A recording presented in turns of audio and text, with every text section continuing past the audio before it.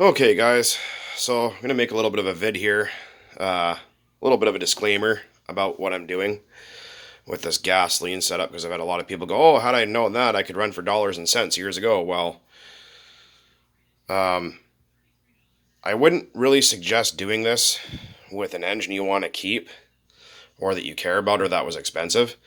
I don't know what the long-term effects are going to be. You have to space the glow plug correctly, and another downside is it's eventually going to destroy your fuel system, because gasoline will destroy silicone parts. So unless you want to replace your whole fuel system, like I'm going to, I wouldn't really recommend it.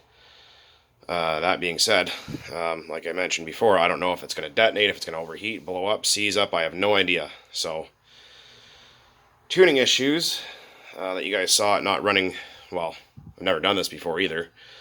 But I got the gas out of my old 041 AV over there. That was 20-to-1 mix. And unfortunately it got water in it, which I didn't realize. That gas is almost 2 years old anyway. So I'm sure that is a lot of the reasons why it didn't run that great. But soon I'm going to go out to the gas station and buy some 94 octane ethanol free from Chevron.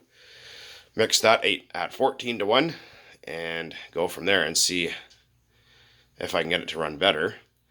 I'm also going to be trying some regular, which over here in my area of Canada has 10%, or in some areas I think 15% ethanol added. Anyways, so I'm going to see if that'll work. Maybe if I can track down some 85, I'm going to try that. A little bit of experimentation, like I said before in previous videos. This engine is actually set for a complete teardown and rebuild, which there will be a video, I promise, as soon as that piston and sleeve gets here. They got my address wrong, so they sent it back. Stupid idiots. But things you're going to need if you're going to do this, obviously gasoline, I'm using Klotz castor oil, Benol, like about the 14-to-1 mix. Well, I added some because I wasn't sure if that was going to be enough or not. You're going to need Tygon fuel line, which is gasoline and diesel safe. I use that with my diesel airplane motors that you guys have seen before. I don't know if it's going to affect the silicone tube here or not, so that's another thing that I'm experimenting with.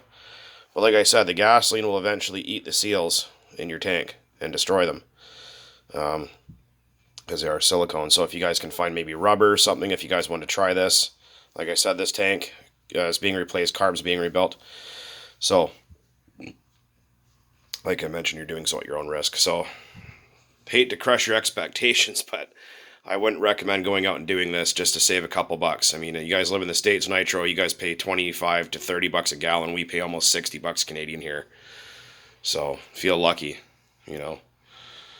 But, you know, I keep getting all these questions. Oh man, had I known that, I'd run all my stuff on gasoline. Well, again, I don't really recommend it until we see what the final outcome is going to be. I am going to do a teardown on this engine after I actually get it to run properly, or as close to properly as I can, just to see if there's any piston damage or whatnot. The glow plug that's in here is a gasoline series glow plug for an OS airplane engine, like I mentioned before.